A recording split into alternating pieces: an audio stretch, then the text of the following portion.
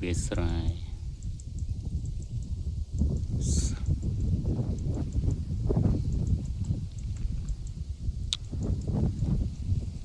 ស្រូវកន្លែងខ្លះអត់ដោះ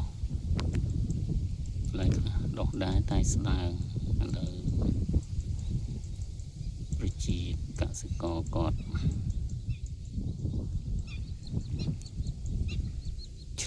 ឆ្លូកស្រូវគាត់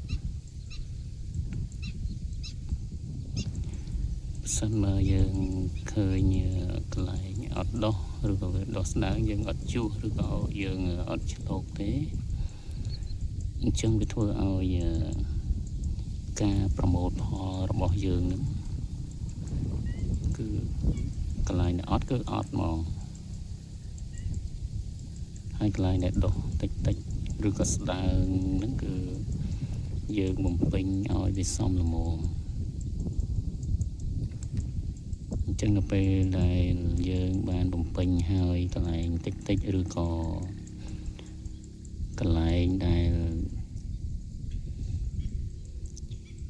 អត់ដោះហ្នឹងបើសិនជាយើងបានបំពេញចឹងផលយើងក៏ទទួលបានតាមនឹងដែរ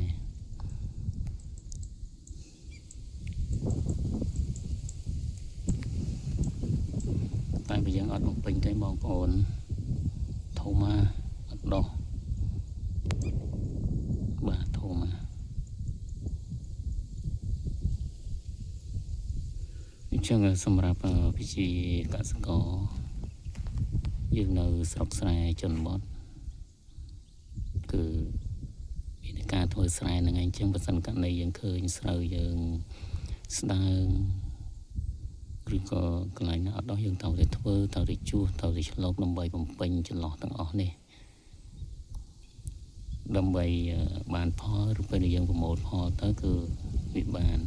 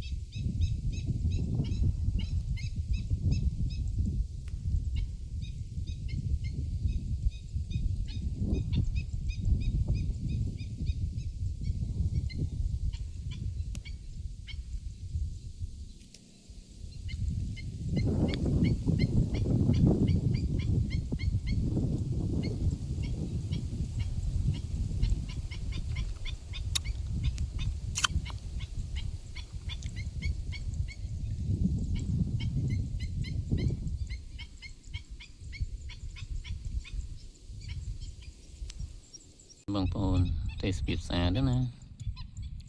មានវាស្រូវវាស្រែហើយខ្ញុំកំពុងតែចាប់រូបភាពសត្វនៅក្នុងវាស្រែវាដើររកចំណី